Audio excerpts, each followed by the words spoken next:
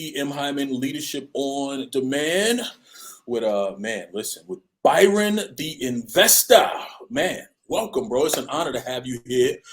Founder B.O.B, the Wealth Community, No Stingy Energy. What's goody, my guy? What's goody? What's goody? Man, listen, man, I'm excited to be here, TM. I'm excited to be here, man. And I'm, ready to get to this interview so we can, share some philosophy, some understandings, and some perspective. Let's do it, bro. I mean, we both know the morning routine, motivation, education, inspiration. I know that very well. Breakfast with Champions, but I'll tell you, I've been spending a lot of time over there at B.O.B. Wealth Community because it's different over there, man. It's a little different over there. The real estate, right? I mean, that's what it's all about. Absolutely. You mind sharing what that main difference is to you? Bro, real estate. I mean, Breakfast of Champions, automotive. I learned a lot from automotive experts, right? Lundy is a guru in the automotive industry.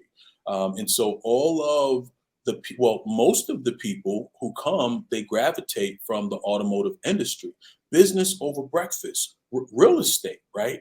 And so the difference is industry. But I think when you think about real estate, I'm a landlord, right? So I'm looking to grow and learn. And man, it's just learning on top of learning on top of learning. It's a little different over there. So congratulations, bro. 51,000 followers on Clubhouse, 40,000 followers on Instagram. I mean, you're a big deal, bro. You're a big deal. Man, I'm working. Yes, indeed. You're working hard, too. For sure. Working hard. Bro, where were you born and raised? I know you're in Texas, but yes. Born and raised. So I was born in Cali. Sierra Madre, California. It's like a little bit right outside of Pasadena. And I was raised in Texas. And I love that, man. I love Texas. Texas is a great state. You know what I mean? A lot of freedom here, especially for entrepreneurs, and it's definitely landlord friendly. Yeah. So man, I love it. So entrepreneur, real estate investor, co-founder B.O.B. How did the Wealth Community and B.O.B. form? I mean, you got a star-studded crew. How did y'all come together? Man, I'm glad you asked. So what it was 6 of us. We all knew each other from Instagram, right? But as we all know, we knew each other probably about this much on Instagram, right? And Clubhouse was kind of like, yo, we really got to know each other. It was off the charts in terms of the depth of the relationships. And it started out with us just wanting to get on Clubhouse and kind of mastermind with each other and share a lot of trade secrets, different things of that nature. We was all moving with no stingy energy, just sharing with each other, right? And so I'm pouring, Diddy pouring, Brian, Brandon, O'Neal, Milton, we all just pouring into each other. And that attracted a crowd, right? And we was just really just trying to hold ourselves accountable and wake up at 6 a.m. Central Standard Time, get our day started. We just masterminding and sharing game with each other. And that turned into a whole show. And it's funny because it was really kind of successful from jump, man. We was probably doing some of the biggest numbers on Clubhouse just at the beginning. And it just kind of continued to grow. And now we have Business Over Breakfast. We got the No Stingy Energy podcast. We got the Wealth Community and all of the things. All of the things with Dr. Ashley B. Wilkerson as the cherry on top of it all. Bro. She's so lit. For real, when you think about 6 Black men who have come together to do business, 6 successful Black men who've come together to share and build and grow, that seems like a rarity, right? Well, why is that the case? Why is that not something we see a whole lot of? I'll be honest with you. I think that first of all, egos, right? That's been a problem in our community. Moving with stingy energy. That is commonplace. Having that crab in the bucket mentality is commonplace, unfortunately, where we come from, TM. And, it's hard. when you got somebody else, feeling like, oh, this person is shining, or this person may be outshining me, or worried about, this person looking like this, or this, all of those weird ego driven situation have blocked us from being able to come together and commune at this level. But I think because we all agree in a simple philosophy of no stingy energy, we just want to see each other win. We want to see the people around us win. We want to see the people in the audience win.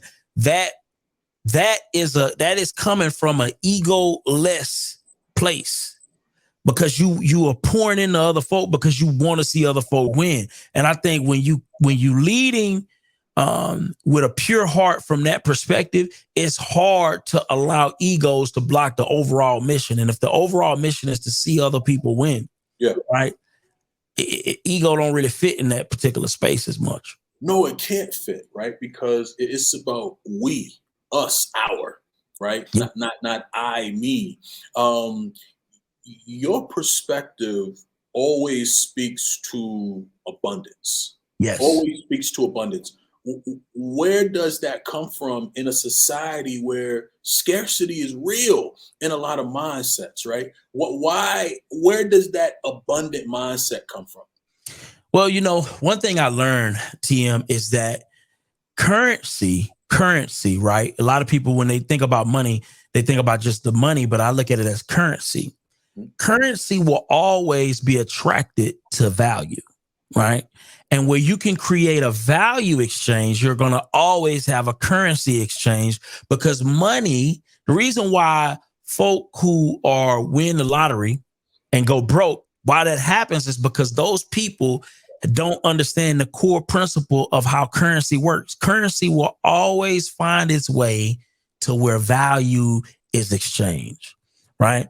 And because I understand value exchange, it changed my mindset from wanting to be a taker to wanting to be a giver. Because at the end of the day, the person who is giving value to the marketplace will always attract money, because money is attracted to value. So at the end of the day, if I give you a haircut, TM, right?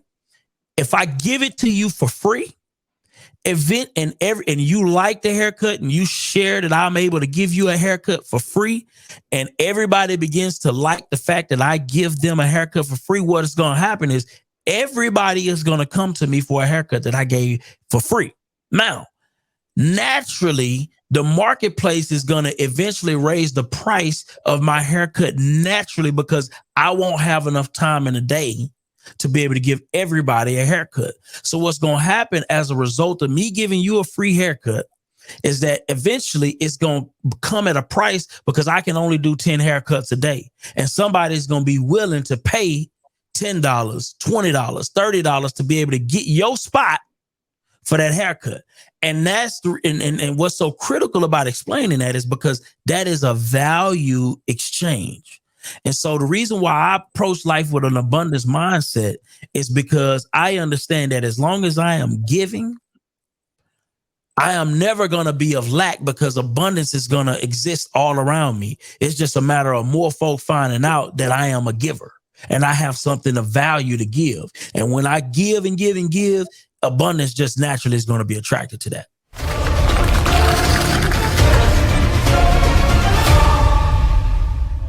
Bob Burke wrote a book called The Go-Giver. And I'm not sure if you've ever heard of that book. Absolutely. I've read it multiple times. And listen, it will shift your perspective. And so if you want to lean into understanding how to give and how to give effectively, check out Bob Burke, The Go-Giver, if you have not read that book. I totally agree. Giving is the answer. You have to be a giver. It's a principle, and you don't have to be. But when you don't, you reap what you sow, period, right? And that's the principle at the end of the day. If you don't put nothing in, it's hard to get something out. And I think a lot of people are looking for stuff, right? Because they're takers when they really haven't put anything in. Absolutely. Byron, what keeps you up at night, bro? Because you're a business. You're a brand, you're a business at the end of the day. I mean, I know you're an administrator, right? I mean, do you still work in the hospital too? Nah, so I don't do administration no more. So I'm just, I'm just real estate. But here's the thing. Every now and then I'll pick up a contract, right? I'll pick up a contract from time to time because I work my butt off for that nursing degree. And that nursing degree saved my life. It truly saved my life, TM. I was, it's funny. I was in a situation where I was looking at 15 years to life. So, wow. A lot of people don't know that I got locked up for moving half a brick, got caught with a half a brick of cocaine. And as a result of that, I was looking at prison time. And I ended up beating that case. I paid for tons of lawyers and I even paid for my co-defendant's lawyer as well. And we beat the case. Now, listen, I got poured into by a lot of nurses, man, Nigerian nurses, man, that kind of just poured into me. And they told me that I should go into nursing. I never thought I would go into nursing. Never. You couldn't have paid me and told me I was going to be sitting at the bedside helping people in their most vulnerable moments. And that's exactly where I ended up. And that is where I got my initial seed money to go into real estate. I was always an entrepreneur at heart, but that was my first investor was my nursing degree, my absolute first investor. Wow.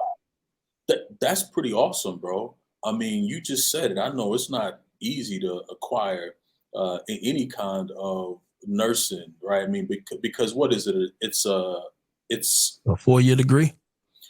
So there's the RN, then there's a couple of different. Yeah, so you got the LVN, you got the ADN, and then you got the BSN RN, and that's there's a whole lot of stuff. Yeah, and it's not easy. I've heard my aunt was my aunt does assist. She assists elderly people in the house, and I remember when she got her certification, right, to assist, and how complicated she thought it was to go on to that next level, right? That represented a whole nother paycheck almost. Absolutely. But you said it, hard work.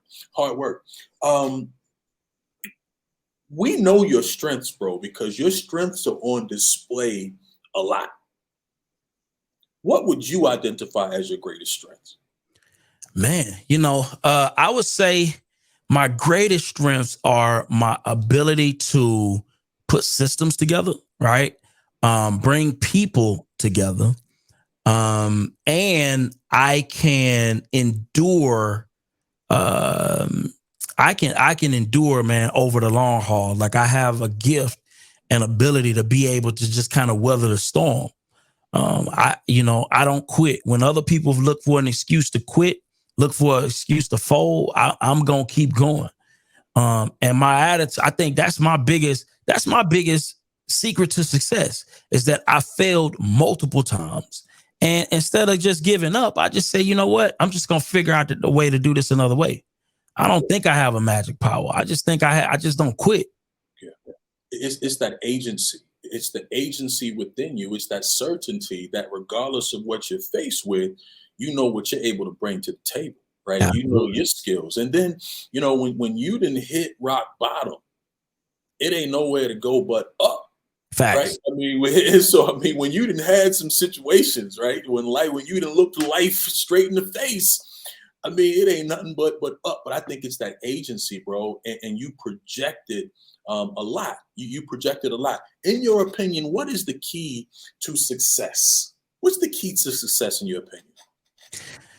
Honestly, I think not giving up, man. I really believe that not giving up and continuing to remain a student is the ultimate key to success. I think if you can remain a student, right, and take even your failures as lessons, because a lot of us personalize, right?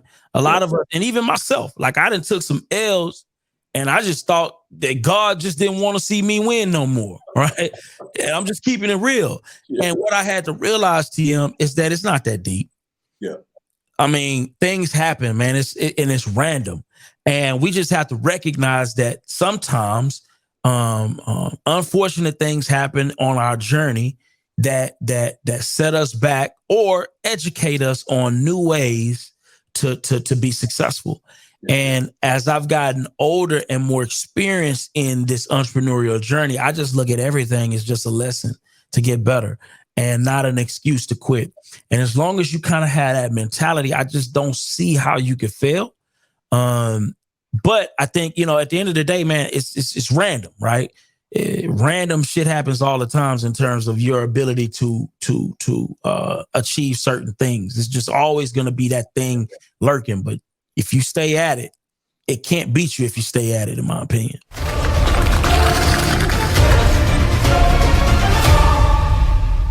Right? And you said that thing that is always lurking. For some reason, fear came to mind.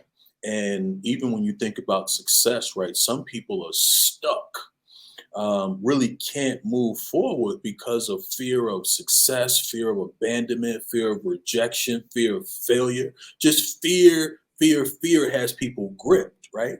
All of us have experienced fear. I've experienced fear. I'm sure you have experienced fear, right? Absolutely. But what's the key, right, to unlocking the door to walk right through it? I mean, how do one overcome fear? Because I think it's different for everybody. I mean, for me, bro, I had a fear of driving from Virginia to New York on I-13 by myself, right? I thought the car would break down. KKK was coming out of the woods. So, bro, you know what I did? Like, I mean, it was a serious fear, but I would not drive at night, regardless of what I had to do. And one night I got in the car, I left Virginia Beach, I drove all the way to Brooklyn by myself at night intentionally, drove back at night intentionally. I needed the fear to go.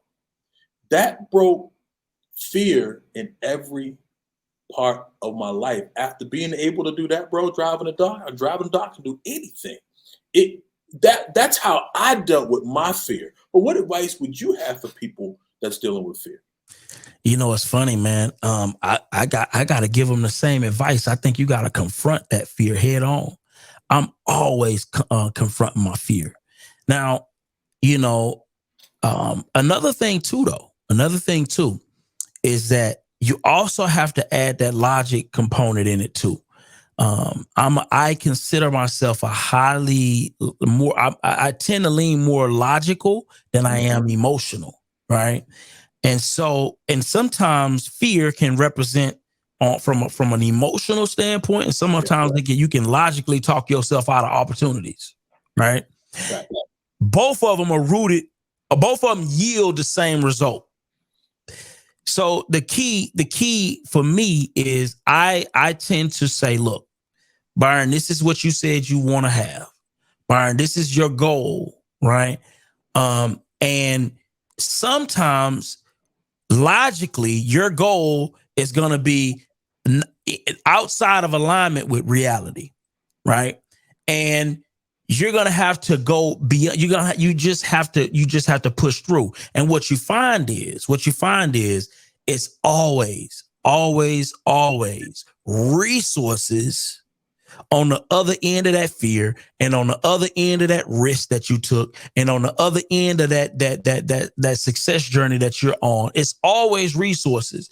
But if we logically talk ourselves out of being able to take that first step, we won't even get a chance to see those resources because we are inundated with either fear or logically talking ourselves out of opportunities. And I like to preface with both logically talking yourself out of it and fear, because some people are not emotionally driven. Some people, they logically talk themselves out of opportunity as well. And both of them yield the same result, which is abundance of nothingness. Abundance of nothingness. Yeah, I heard you use that phrase earlier this morning, man. That was hilarious. An abundance of nothingness. Facts. What's your proudest accomplishment, bro?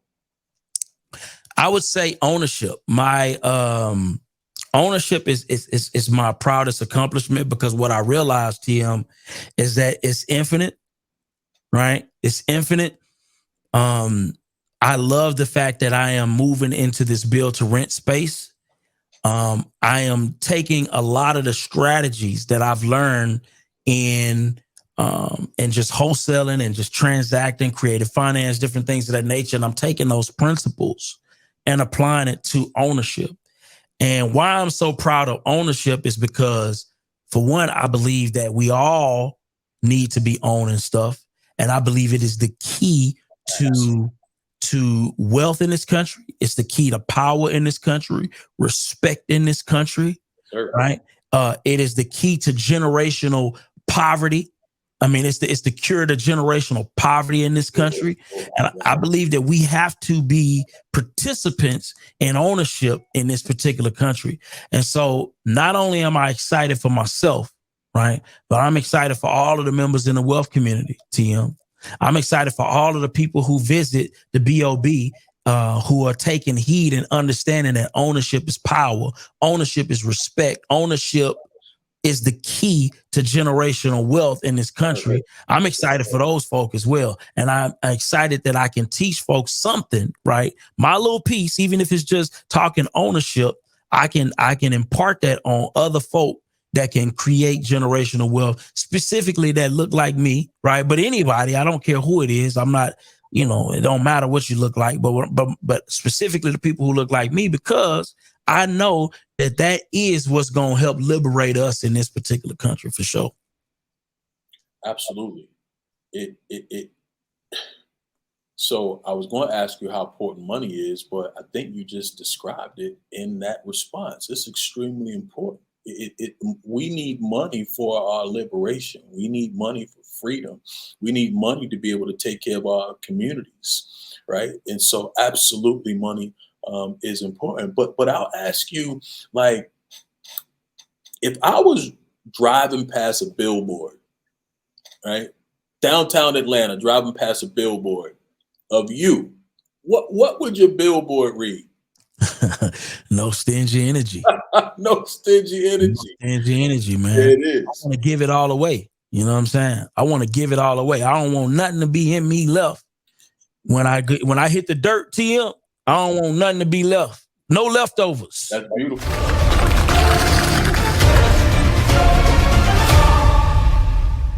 What has been a business mistake that you made, and how did you rectify it? You know Because what? sometimes we don't get it right. That's a fact. So I think the mistake is not the biggest problem. I think non-decision is more corrosive to a business than a mistake. Wow. Sometimes where we fail in business, right? And I even noticed this with the sellers that we transact with, right? Their failure is not in making a mistake or making a decision. The failure is in not making a decision, not making the mistake. What I've learned in business, you're better off a lot of times making a decision than you are not making a decision, whether that is a mistake or it's a win. Why is that? Well, because at the end of the day, a mistake can be a learning lesson and we can pivot from a mistake. But when you have indecision, that's like a cancer in your business. You fear letting this person go. You fear making this change because this person gonna be mad. You fear putting this policy and procedure in place because people ain't gonna like you. You're not gonna be the popular owner or boss or CEO or leader, right? Sometimes, TM, we have to make decisions and we got to make decisions and stand 10 toes down, look everybody in the eye, right? And say, we going this way and we going this way, regardless if you coming or not. But me as the leader, I have to make a decision. And that right there is my biggest mistakes in business has always been me fearing making a mistake in business or not making a decision because I'm toiling over whether or not I'm gonna make a decision or make a mistake or it's gonna be a win. Make the mistake. I rather, if I could give somebody advice right now, I would say make the mistake before. If you choose between making a mistake, right, and not making a decision, make the mistake. Make the mistake. I totally agree. Byron, what's your greatest strength, man? What's your greatest strength? Because you are multi-talented, my guy. Man, I would say my biggest strength is I am able to bring people together. I am able to create systems that people can kind of operate in. My mind naturally goes to systems and organization and putting people in places and being able to utilize and extracts people's gifts, right? Even when they don't believe in it. I am good at honing in people's skills and gifts. That's one of my biggest strengths. And that's what makes me a great leader. I like to see people shine. I like to recognize certain talents that people have and extract those things out of them and show people stuff that they don't even see sometimes from each other. Byron, this has been great, man. I know you got a busy schedule, and I'm honored you took time to pop in, bro. For anyone who's trying to break in the real estate game as an investor, what advice would you give them? I would say spend more time focusing on how to get into the business, right? Than you do into learning how to perfect the business. I think, listen, you at the end of the day, they're not making no more dirt, right? So you can literally buy a property wrong. You can buy a property wrong, and over time, that property is still it's gonna be a good investment for you. You understand? If you can hold it long enough. Now, of course, if you can buy it better, if you can buy it with the better strategies, of course, that's gonna be even better. But don't wait. You know what I mean? Get in the game and then wait. So that's what I would say if anybody is trying to get into the real estate space. Definitely take part of stuff, cheap educational experiences like you can learn in the wealth community. Definitely join stuff like that. Definitely pull up to BOB. You know what I'm saying? Tap into. Yeah. You know what I mean? These are free resources, are very inexpensive resources that you can get into and level up really quickly. But even beyond that, I would say this other thing too. I was just talking to somebody else, and I was telling them, a lot of times, TM, when we think about going into business, what fear does is it blocks us from going vertically in business, and we go horizontally. Wow. And what I mean by that is a horizontal movement would be, worrying about what's the name of your LLC, making sure you got your right T-shirts, making sure that all the busy work. You understand what I'm saying? You want to focus your energy on the vertical things, hopping on that phone call and talking to somebody with a problem that you could potentially solve. Convert somebody. You understand what I'm saying? You don't want to spend all your time meeting with the mayor, meeting with the title companies, and meeting with all these folk that can't necessarily convert a deal into money. You want to focus all of your energy on talking to people that can be converted into a sale. And so that's what I would say. Don't get caught up in that horizontal movement, because you'll be busy as hell and not doing nothing. Busy as hell, not doing nothing. Said by Byron the investor. BOB, the wealth community, bro. Appreciate you. And I am there. This is Leadership on Demand. Captain, appreciate you, bro. Absolutely. Appreciate you having me, man. It was an honor and a pleasure. Thank you, my friend.